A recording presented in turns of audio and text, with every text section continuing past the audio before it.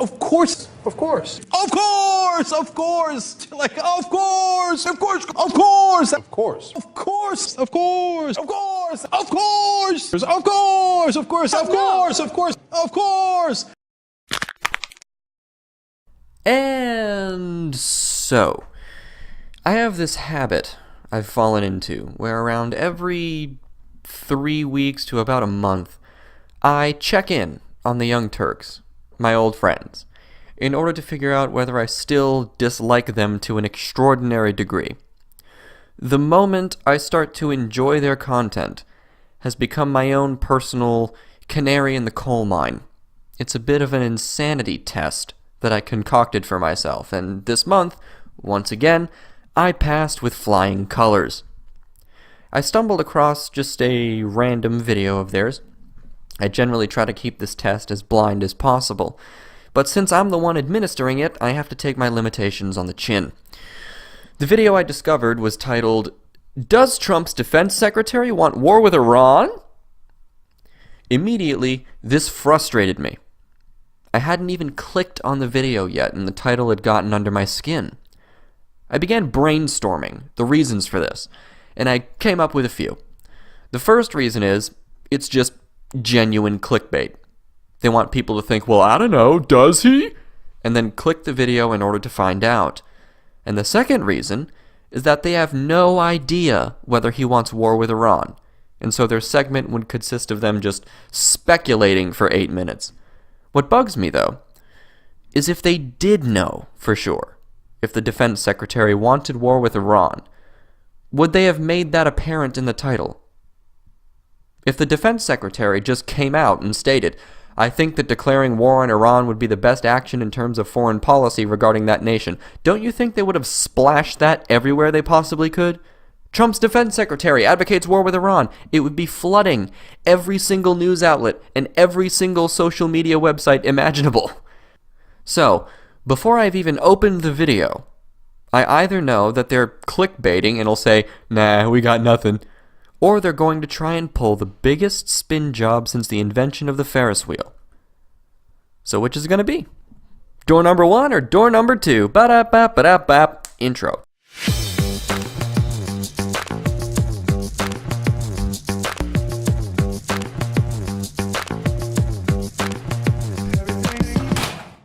Let's jump right into the backstory here. Donald Trump selected former General James Mattis as his Secretary of Defense, and I was rather pleased with the choice. From everything I've read about him, he seems like a very cool-headed man who's been made steel through war. He seems to know when force is justified and when it isn't justified, and he seems to recognize that war is hell, but can deal with hell if he is forced to.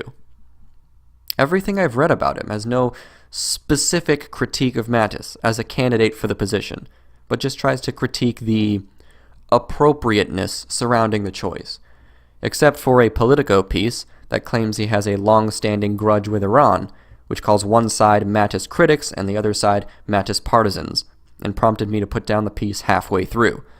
I gave them a pass when they tried to liken the fact that he's a Marine to the idea that he joined a cult simply by going into that service, but I digress. The reason I enjoy this pick is because Mattis appears to be, temperament-wise, the polar opposite of Donald Trump. And in a battle of the temperaments, cool heads pretty much always prevail over warmer ones.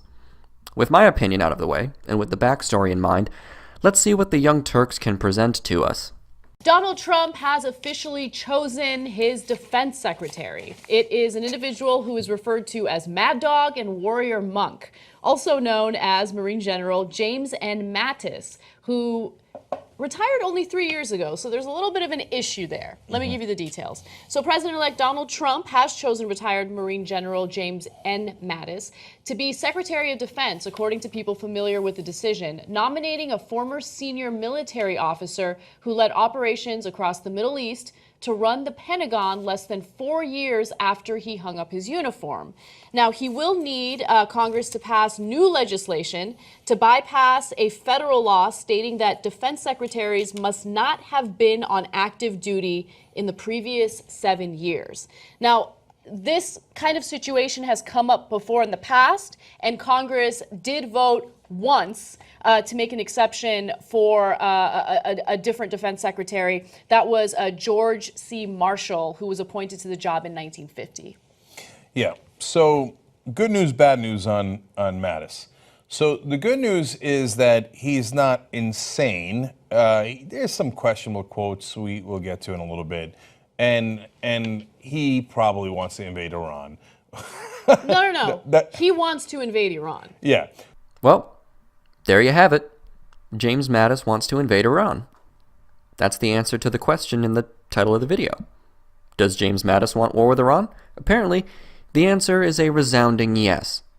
I'm quite sure that the Young Turks have evidence of this. I'm sure they have clips of James Mattis advocating for war. I'm sure they have clips of Mattis stating that he thinks Iran is a threat that needs to be dealt with through military means. They probably have 8 minutes of clip after clip after clip of Mattis making his position quite clear regarding the invasion of Iran. Right, guys? So I'm just giving you context, okay? That's point one. Point two is we're going to war with Iran. 100%. I mean, okay, 100% is a strong percentage. 98%, I would say. And I'll tell you why. So, according to the Washington Post, he favors a tougher stance against U.S. adversaries abroad, especially Iran. The general, speaking at the Center for Strategic and International Studies in April, said that while security discussions often focus on terrorist groups such as the Islamic State or Al-Qaeda, the Iranian regime is, quote, the single most enduring threat to stability and peace in the Middle East. We're going to invade Iran. We're going to invade Iran. We're going to invade Iran.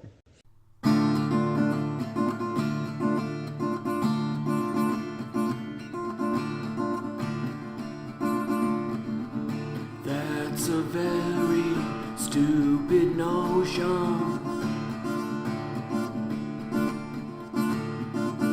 You're a mental amputee. We're going to invade Iran. Just so that you're all aware, this is the only actual tangible evidence given by the Young Turks in this entire video to support the claim that Mattis wants to invade Iran. The fact that he stated once that Iran is the single most enduring threat to stability and peace in the Middle East. Boom! War with Iran. Everything else in the video is speculation. Cenk spouts off about how Mattis would visit Israel sometimes and was subservient to the right-wing factions of that government when it came down to making decisions. He speculates that the establishment is only bringing Mattis out now because all of these donors want the war that they paid for, and then he uses his speculation as a slight against Trump because he thought Trump said he was against these wars in the Middle East. In his entire diatribe, he gives no evidence for any of his speculations. He just speculates and then connects the logic himself, then tries to pass off that connected logic as related to reality, when it isn't. I think I can identify why he does these things, why these things work on others, and why these things happen more often than you think. It's due to two separate factors, and I'll address them one at a time. One of which is the idea that they are a commentary network and not a news network.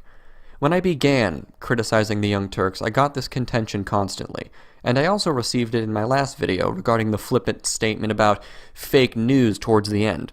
The contention rests on the idea that this can't be classified as fake news, because it's placed in the opinion section, or because it's a commentary network and not a news network. I find this semantic game to be entirely unhelpful. It nurtures the idea that uttering the phrase, "this is just my opinion," should be a bulwark against accusations of spreading false or unproven information as if it were truth. The opinion section should not be apotropaic in relation to accusations of spreading false information. Opinion articles have incorrect information in them all the time. It's not calling someone's opinion untrue if you state that something encased in their commentary or opinion is untrue or unproven. No opinion can be untrue, but alleged facts which that opinion is based on can be untrue and should be dealt with the same way all false things should be dealt with. Immediate correction. To give you an extreme example, if I said, "Listen, this is just my opinion, but you're a murderer," is that acceptable? Would it be acceptable for me to spread this idea that you're a murderer as far as I possibly can, under the guise of it just being my opinion? Matters of fact cannot be matters of opinion. And whether you murdered someone or not is a matter of fact. It's not a matter of opinion whether Mattis desires military conflict with Iran. Either he does or he doesn't. But the only evidence presented consists of him saying that Iran is the most enduring threat to the stability of the Middle East.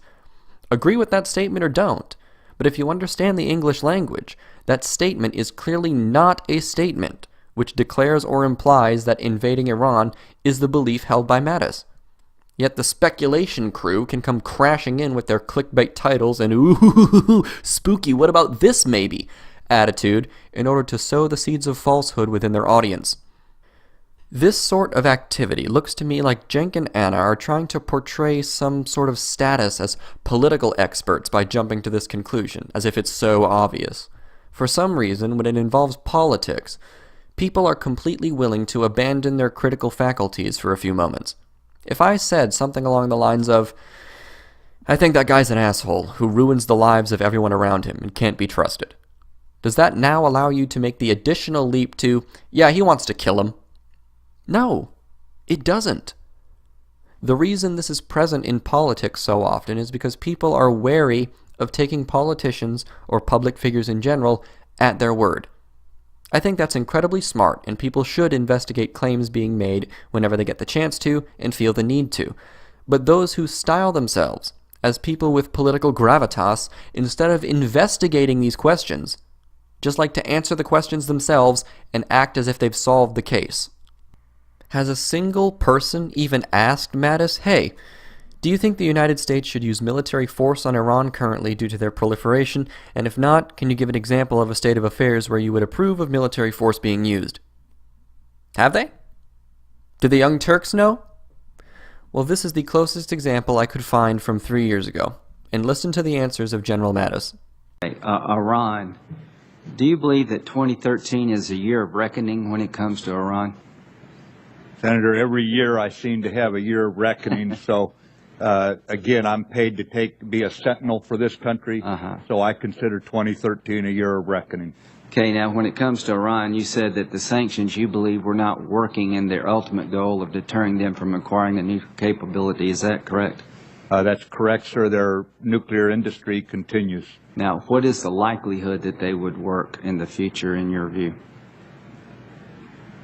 I believe this regime, knowing it can't win the affections of its own people, I think they are very concerned that the economic sanctions could turn the people against them, in which case I think the cost benefit, they could be willing to give up even the nuclear effort to stay in power. Do you think that's the most likely scenario if we continue sanctions? I think we have to continue sanctions, but have other options ready. Do you believe that the Israelis would attack Iran if they believed they had reached a critical point in terms of nuclear capability?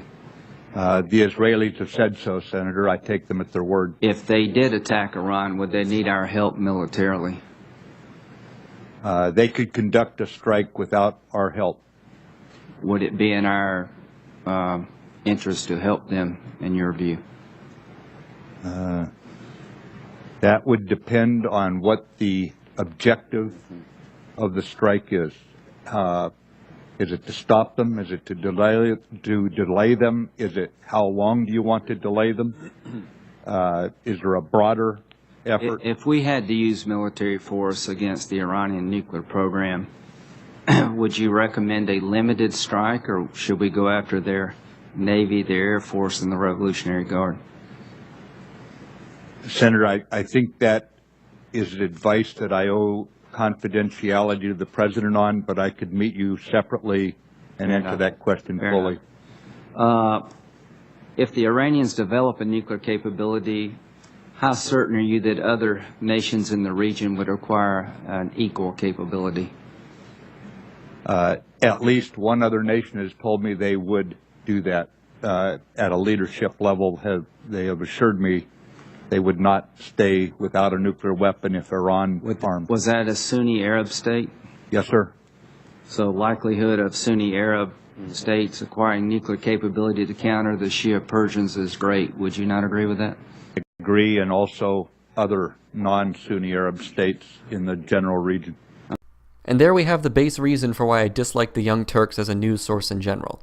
I looked up Mattis Iran on YouTube and was able to find this clip within 5 minutes where he discusses his opinions on Iran and military action. General Mattis, from his answers here, thought that the sanctions, coupled with the regime's unpopularity with its own people, would pressure the Iranian regime to abandon their nuclear program for the sake of remaining in power, lest the Iranian people become so dissatisfied that they attempt a revolution. However, it would still be interesting to know how General Mattis would use our military and whether he thinks a military solution is an appropriate solution to the question of the Iranian nuclear program. And so I fucking found that too. Do you accept this notion that the newly elected president, the guy who's replacing Ahmadinejad, is a moderate? I don't believe he's a moderate, but that would not moderate my support for engaging with him and exhausting all alternatives at this point. In other words, check and see if he can find some maneuver space. I don't think he's going to get much in the Tehran political climate where he might be able to walk the nuclear weapons program back. And it is a nuclear weapons program, whether they say it is or not. They are enriching uranium beyond any peaceful purpose. So try it, talk with him, have very modest expectations, but at least try. You can't expect the impossible thing. I've heard that the Israelis could do some damage, but they couldn't destroy it. The U.S. has the capability of destroying it. Well, I don't think anyone can destroy a program that is spread out from Tehran to the mountains, from underground facilities to above ground, and much of it is destroying access to underground facilities. With a good backhoe, you can open that back up. So I believe that what the important factor is whether Israel were to strike or the U.S. were to strike, if that was the commander-in-chief's decision, is how long is the delay? More importantly, what do we do with the delay? The delay is not certainly it can be delayed, a month, 6 months, 18 months. What do you do with the delay is the question. I mean, therein is where diplomacy and all the elements of statecraft would have to come in. What I'm saying is the military can buy our diplomats some time, but it cannot solve this problem straight up. I cut around a little bit in the middle there just so you could hear the questions relevant to his use of the military. But you can see how his views don't align with, he wants war with Iran, at least his public ones. And I'm aware of no private discussion that contradicts his public stance. So I have no idea where the Young Turks are deriving his massive want for a war with Iran.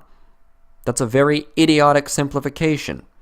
But idiotic simplification seems to be the staple for the Young Turks when it suits them. His actual expressed views were easy to find, but I don't think that the Young Turks are very much interested in the truth, and they have no evidence available that counters his public views for us to look at. I think they're interested in political influence, and that's obvious to anyone. But my evidence for this comes from comments Cenk made in this article written in U.S. News. Quote, Uyghur's style is take no prisoners, political rants, and freewheeling riffs on the day's news with co-host Anna Kasparian. He says the secret to his success is authenticity. Hilarious. Cable networks have no chance of competing against us because they're fake, he says, pointing out that MSNBC, in a ratings nosedive, junked its liberal identity and scrapped 4 afternoon talk shows geared to the left. They think, oh my god, what will, Comcast or GE, think if we're just truly progressive, Uyghur quips. So let's put a Republican, Morning Joe co-host Joe Scarborough, a former congressman, on for 3 hours in the morning. Then make the midday programming bland and neutral before bringing on primetime liberals like Maddow. What's the point? How are you going to appeal to progressives if so few of your programs are meant for progressives, says Uyghur, whose network recently inked deals to broadcast on web-based platforms Hulu and Roku. I know, I worked there. All they ever ask you to do is pull punches. But Fox News ain't pulling no punches. They know exactly who their audience is. By contrast, who's MSNBC's audience? Uyghur asked rhetorically before offering up his analysis. A guy who's Republican in the morning, neutral in the afternoon, and a progressive at night? It's like the riddle of the Sphinx. It ain't gonna work. Ultimately, his goal was to be as authentic as we possibly could be. And it turns out that was what the market was thirsting for, says Uyghur. We just backed into it. But in the end, facts and the truth do matter. The key is to be as honest as you can be, including about your own perspective. Unquote. So basically what we have here is Cenk not so much upset that the mainstream media is in the business of selling falsehoods and non-controversies to a wide audience. He seems to be more concerned that there isn't an outlet around that appeals to his progressive sensibilities, and he decided to capitalize on that market and has done well for himself as a result of it. Just remember the motivation behind that, however. You can appeal to progressives all you'd like. That doesn't make your network any more reliable on matters of fact. It doesn't make you better than the mainstream news. It just makes you another branch of talk show that appeals to a demographic lacking their own personalized ideological talk show, which he's given to them. With Cenk, it appears to be all about the struggle of the progressive, as opposed to getting to what is true.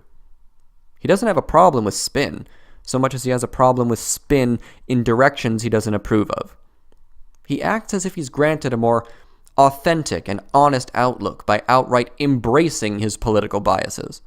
That's why anyone who attempts to watch the Young Turks for an actual news broadcast is getting a raw deal. The only use for the Young Turks, as an outlet, is for people to discover what the party line of the hard left is, and this network is willing to lie, cheat, and steal in order to push that party line at every opportunity granted to them.